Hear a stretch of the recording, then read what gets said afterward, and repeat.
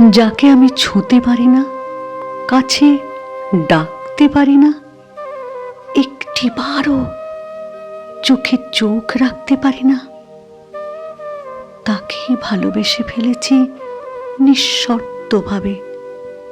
জানি তার জীবনে আমার কোনো স্থান নেই, জানি আমার ভালোবাসা তার প্রয়োজন নয়, তবুও প্রতিদিন তাকে নিয়েই ভাবি, তাকে নিয়ে আমার সমস্ত অনুভব গড়ে ওঠে।